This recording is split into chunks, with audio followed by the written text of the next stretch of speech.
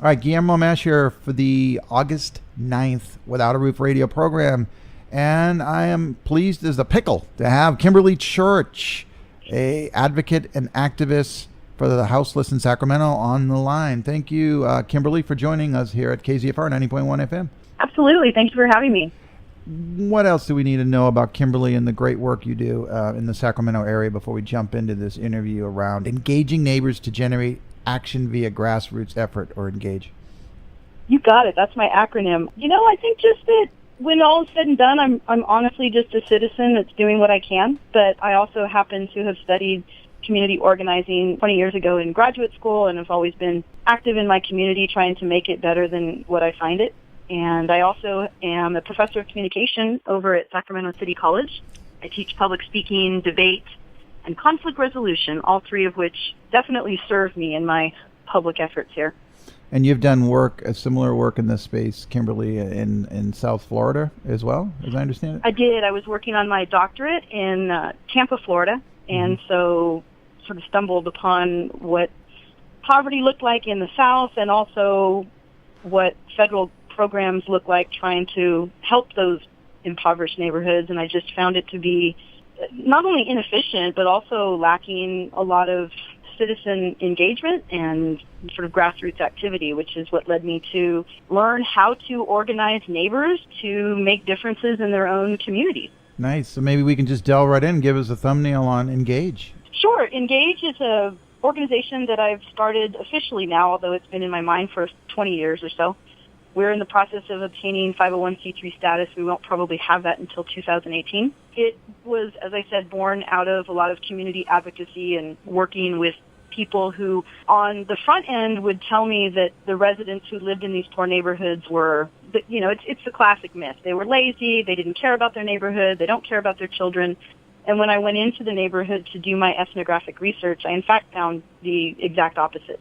And so in a matter of a couple of months, I had about 250 residents that were actively trying to participate in what was then called the Weed and Seed program, which was a federally funded program out of the Housing and Urban Development. And I just found a lot of pushback, and I was really surprised at that. And at the same time, I was getting pushback from the folks that had political and business power. I was seeing folks becoming aware of their neighbors and starting to help each other to kind of give a direction to this neighborhood. And that's where I came up with this idea for engaging neighbors to generate action via grassroots effort. I was sitting, having a conversation with an older activist, and I told him about it, and then he told me a little bit about the root of the word, and it's actually a French word, the verb, engager.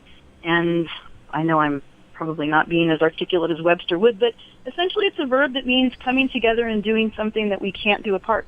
And I just felt like that was really apropos. And then sort of flash forward 20 years later, I find myself in a town that I know and love. I grew up here. I came back here, and I'm just seeing a lot of systemic oppression and systemic criminalization. And I just felt like I knew enough people in this town, and I had enough friends and families and neighbors that could do something. And so I just sort of reached out to my community, and I said, here's what I think. Here's what I want to do, and I have been trying to keep up with everybody's participation from the minute that I started. It's been really overwhelming in a great way that I have so many people. That initial project you discussed, that was in South Florida, and then you moved back to Sacramento. I was at the University of South Florida, and it was a neighborhood that was called Suitcase City. It was a pejorative term that was used mostly by the police department to suggest that no one there had any roots, that it was a place that was full of transients and lacking any sort of cohesion. And of course, once I started doing my research and knocking on doors and literally getting in with the neighbors, I found that was a judgment that just kept being reified in the media. I guess what happened was here in Sacramento, when I started to look at things, I just thought to be very similar to that situation where there were people in power who used fear tactics and scare tactics to oppress people who are at the bottom level of the socioeconomic status. And instead of seeing them not purely as victims, but, it's a bit like killing the messenger. I think that they're mad at poor people instead of being mad at the society and the system, and in our instance, the Sacramento County and the Sacramento City affordable housing ordinances that were gutted in 2013 and 2014, respectively, which, exacerbated this problem. So I'm looking at one of your things. It says, please consider making donations to, and you have a material list of healthy foods, season-appropriate clothing, hygiene products, Right. survival gear, camping supplies, first aid kits.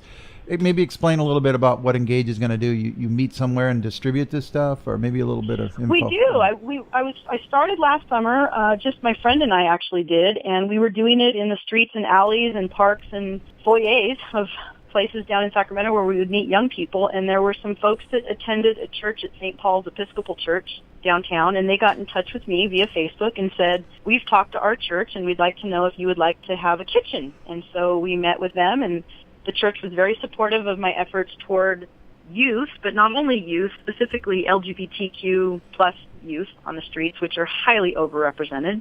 So we started every Tuesday, and ever since we started, we've been there every Tuesday. My birthday last summer I was there, and Christmas last year I think it was on a Tuesday, and we serve breakfast. We give hygiene products, and right now I am overwhelmed with the amount of tents and sleeping bags and survival gear that has been donated for this effort. So we have essentially in the last month distributed over 100 sleeping bags and tents to folks on the street. Although my target is youth, we don't turn anyone away. And if we have enough food for everybody, everybody gets a meal. And if we have enough sleeping bags for everybody, everybody gets a sleeping bag. I'm not checking IDs, or there's no certification process for any of this. Yeah, so we've grown to we have about 35 people come every week.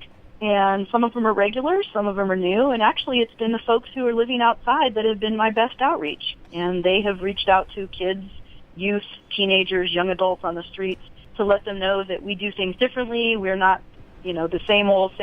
And so it's been really a lovely building of community. And that's St. Paul's Church, 15th and J, Tuesdays, Correct. 9 a.m. to noon. Correct, exactly. And I have usually every week I have about 5 to 7 volunteers that show up, and also in the last couple of weeks I've had probably 3 or 4 people, regularly strangers whom I've never met, show up with carloads, trunkloads, truckloads of things for these folks. So what I found is that it's clear there's a lot of people out there that want to do the right thing and want to help, but sometimes it's hard to know what to do in this pool of nonprofits that we have in Sacramento, that some of them seem to get pretty consumed with the paychecks and the salaries, and a lot of that money I don't think seems to get to the streets. So we're just taking it in and giving it right out. I may just stop real fast on the short-term goals, just for our listeners. We are speaking with Kimberley Church, an advocate and activist for the houseless in Sacramento. Maybe we can end on the one of your short-term goals, which is a safe space where young adults can come for temporary relief. Right. And does that include a place to sleep? Sadly, it doesn't include the place to sleep. The church that has been so gracious with sharing their space don't have the space for that. There are some churches that participate in what's called pilgrimage in Sacramento, but Yeah. I believe it's less than 10. So when I say temporary sanctuary, I'm essentially meaning that they can get off of the streets, which are very dangerous in some instances.